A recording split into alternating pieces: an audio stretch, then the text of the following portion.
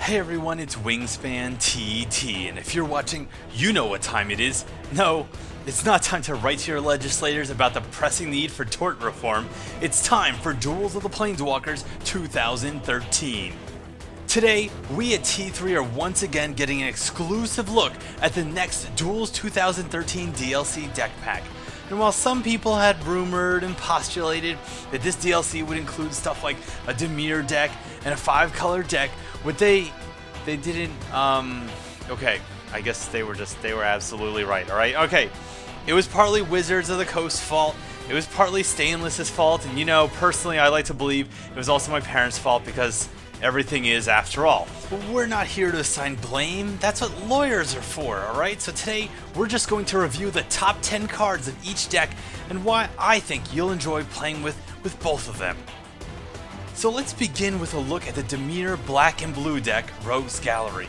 This dark and shadowy deck is designed with card advantage in mind, so whether you're drawing tons of evil spells or tearing the thoughts straight out of your opponent's head, you can quickly gain an upper hand in options. If you're a fan of nefarious deeds and back alley dealings, this deck's for you. First up is Dimir Cutpurse, and this guy's pretty basic, a 3-mana, 2/2 spirit. He looks like something from The Mummy, or The Mummy Returns, or Don't Tell Mummy the Babysitter is Dead. But whenever the Dimir Cutpurse deals combat damage to a player, that player discards a card and you draw a card. This guy is at the heart and soul of what Rogue's Gallery is all about. And if you can get him through, whether just basically attacking because your opponent doesn't have any blockers yet, or perhaps you've removed their blockers, or perhaps you found some kind of sneaky way to bypass his or her blockers, Dimir Cutpurse is going to cause major pain because every turn this creepy little ribbon guy gets through to attack, you're going to be getting a +2 card advantage on your opponent because you're going to be drawing, they're going to be discarding, they're probably also going to be crying at the table or through Xbox Live or PlayStation. You're going to hear them over the mic. It's going to be delicious. I'm looking forward to it. Next up is a particularly evil spell, Memory Plunder, and for 4 mana you get to choose blue or black and blue, whatever you want. At an instant speed, you can play an instant or sorcery card in your opponent's graveyard without paying its mana cost. So perhaps you've gotten out your Dimir Cutpurse or other ways to empty their hand early in the game. Your opponent, all their good spells, they're expensive spells because typically when you discard a card, when you're forced to do that, you tend to discard like the real expensive spells you don't know if you're going to get a chance to play anyway. Then the next turn, you get to play Memory Plunder on that person, steal that spell and use it against them. It's absolutely vicious. It's absolutely cruel. You've got some kind of merfolk casting a fireball underwater. I don't know how it works. He learned it from SpongeBob SquarePants. It doesn't matter. It's going to be hilarious. You know, there are some cards like Blood Artist and Falcon Wrath Noble that do prissy little things like, you know, when a creature dies, you gain 1 life. Well, Harvester of Souls is a bat out of hell. He's some kind of evil bat demon creature, and he doesn't want any of that pansy ass gaining 1 life garbage. He's 6 mana, he's a 5/5, he's got Death Touch, which is a little overkill for a 5/5, but I'll take it. And whenever a creature dies, you can draw a card. That's right, you wipe the board, you're gonna draw a bunch of cards. Your opponent sacrifices creatures, they're drawing cards. They kill some of your other creatures that aren't Harvester of Souls, you're drawing cards. So basically, no matter who's losing stuff on the table, you're winning. And this is gonna put a big target on Harvester of Souls' back, but it's also gonna put a lot of pain in your opponent's soul, isn't it? And really, your opponent's soul is the one that's getting harvested when this hits the table. Most of you are probably too young to remember Baron from the Tolarian Academy. Great friend of Urza. I believe he was the father of Hannah, which, you know, if I were him, I would have pulled out my shotgun. But anyway, the point is, Baron's spite, he got angry during the whole invasion of Dominaria, and he decided that when 2 blocking creatures were hanging around, preventing his guys from getting through and attacking, he was just going to wipe them both out, and that's exactly what Baron's spite is going to do here. Because you want to get your Cutpurse through, you want to get your other creatures through, and there's pesky blockers in the way. Well, why don't you just choose 2 target blockers, 2 target creatures, 2 target anything? Sure, your opponent gets to choose what happens then. They're going to have to sacrifice 1 and return the other to their hand. But guess what? Those 2 creatures aren't going to be on the board anymore. And if that leaves a wide opening for your Dimir Cutpurse or other creatures to just sneak right in and get some damage and card advantage machine going, that's going to be great.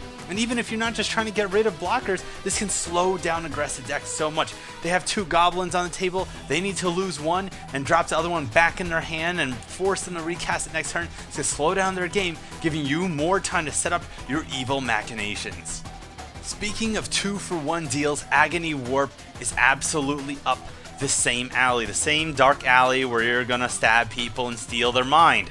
Alright, for 2 mana as an instant, you can give one creature -3/-0 and another creature -0/-3, but they don't have to be separate creatures. You could give one creature -3/-3. This is so cool. First of all, you can obviously change combat so much. You can kill 2 creatures with it. If one creature has a toughness under 3, bam, it's instantly dead. You can make some other creature, maybe they attack with a 3/3, and you have some 3/3 blocker, but you don't want to trade, so you make their 3/3 a 0/3 and then block with your guy, and now that creature's dead too. Agony Warp is so cool for just 2 mana, being able to change combat, being able to change the dynamics of the battlefield at a moment's notice. So cool. 2-for-1 people, 1-for-1 people, doesn't matter. You are going to get to call the shots. People are always complaining about Panoptic Mirror.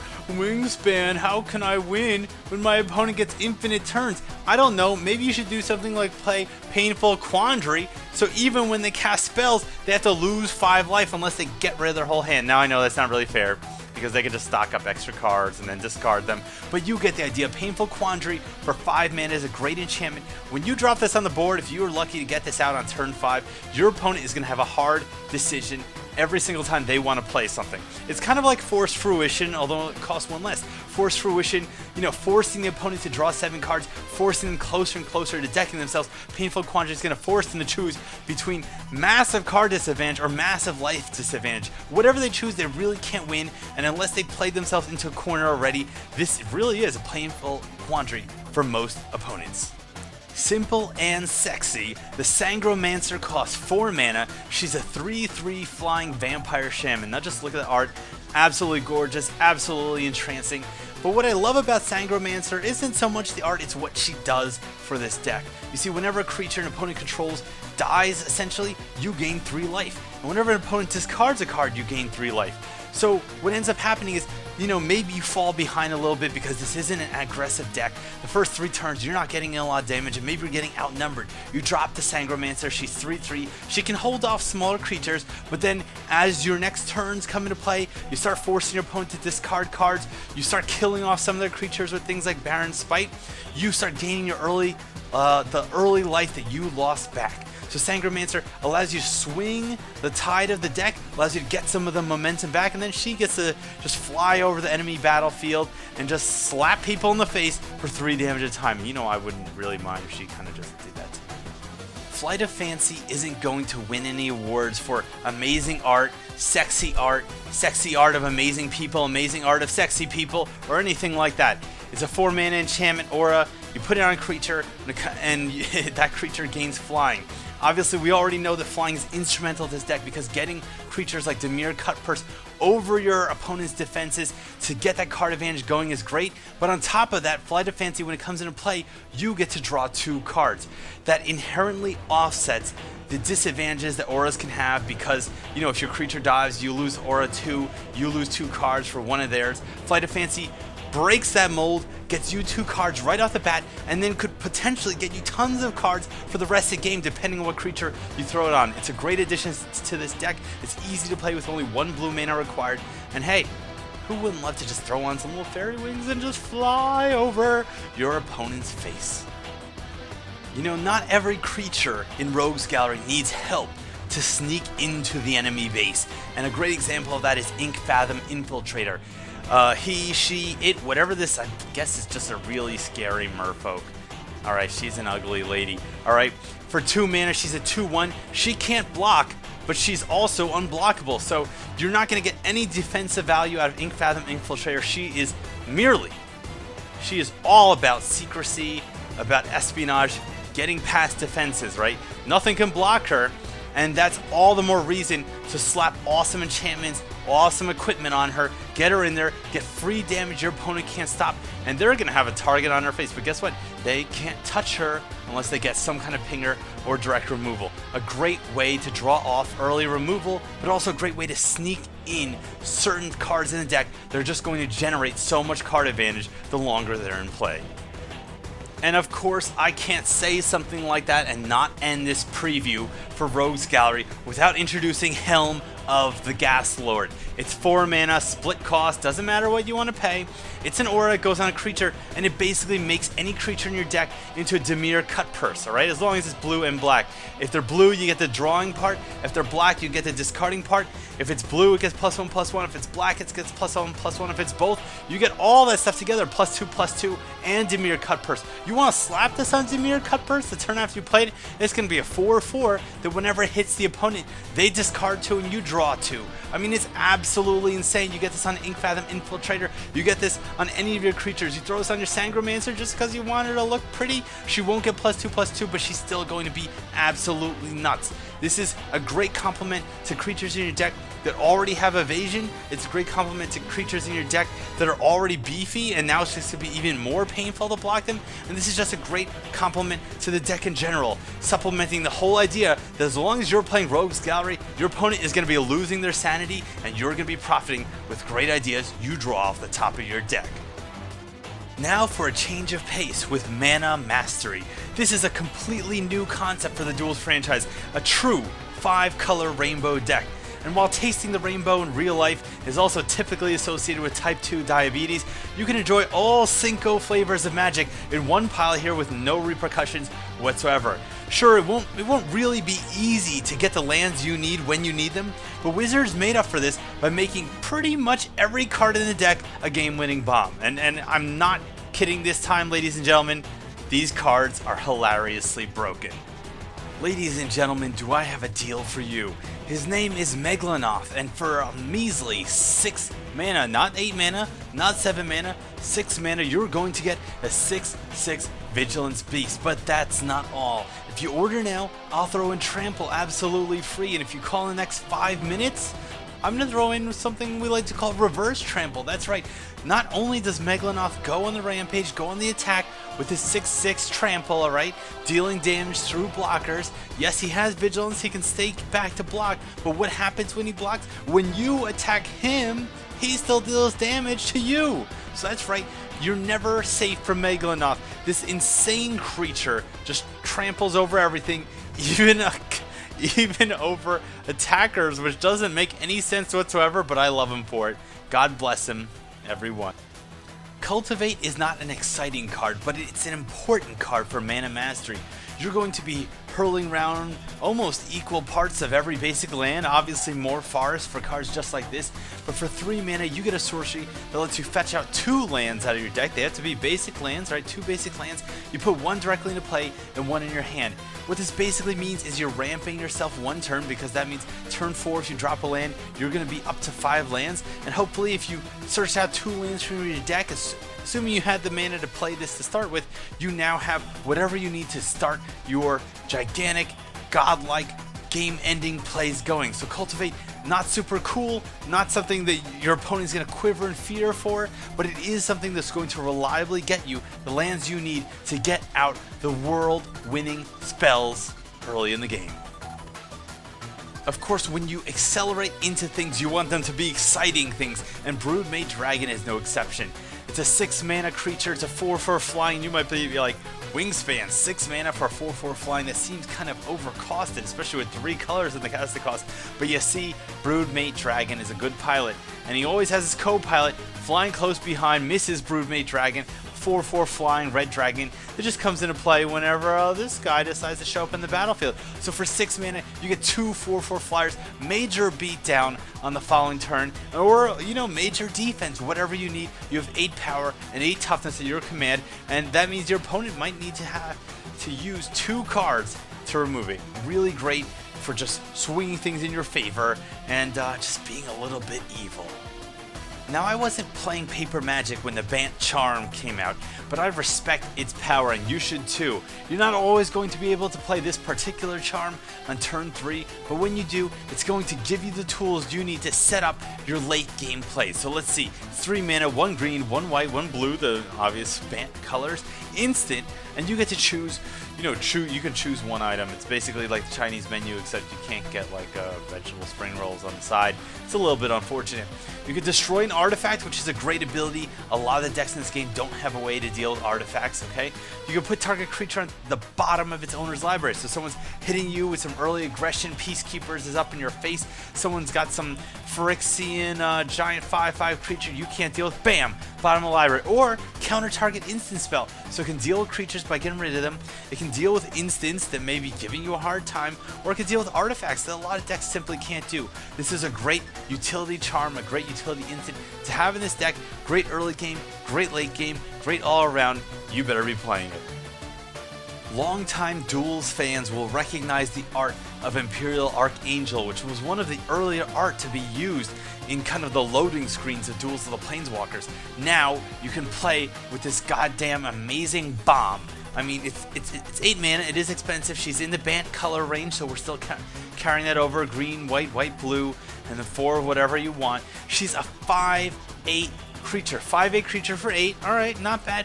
Flying, alright, okay, so she could swing in for the beats, and Shroud. She's not getting targeted by anything that your opponents have to throw at her. Of course, you can't target her either, but that's not really, very important for this deck. But on top of all that, on top of the fact that she's a 5/8 that can't be targeted, damage that would be dealt to you is dealt to Imperial Archangel instead. So if your opponent can't deal more than 8 damage, more than 7 damage to you in one swing, they're not killing Imperial Archangel. They're going to have to get 8 damage worth of blockers, flyers in the air, attackers, something like that. But basically what that also means is that things like lightning helices and shocks and lightning bolts, any kind of damage that would normally go to your face, goes to her instead. She's like, hey, I understand it's rough out there. It's hard being a Planeswalker. It's hard out there for a walker. And you know what? I'm going to be your pal. I'm going to take my big sword, take my big wings, take a big hit on the face for you, and then I'm going to go after the bitch who did it to you and go swing the sword in their face for 5 damage. Amazing card, amazing art, amazing mechanics. Great way to just, show your opponent who's the boss. That's not Tony Danza. Besides the fact that Lava Lanche has one of the coolest names in all of Magic the Gathering card naming history, it is just an incredibly important sorcery for this deck. For X and 3 mana, you're hitting the black mana, the red mana, the green mana. For X, whatever you're paying above 3, Lava Lanche deals X damage to target player and each creature he or she controls. So it's not exactly Bonfire of the Damned or anything like that, but it's still a one-sided burn spell that's going to absolutely level the playing field for you.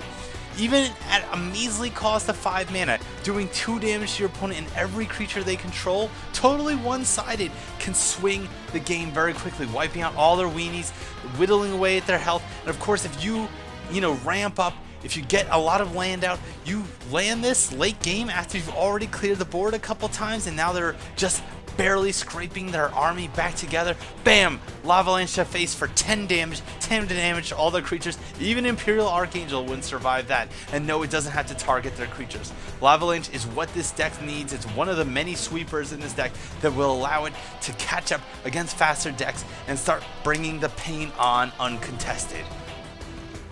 Speaking of pain, nothing says pain like Giant Avatar Baby. That's right.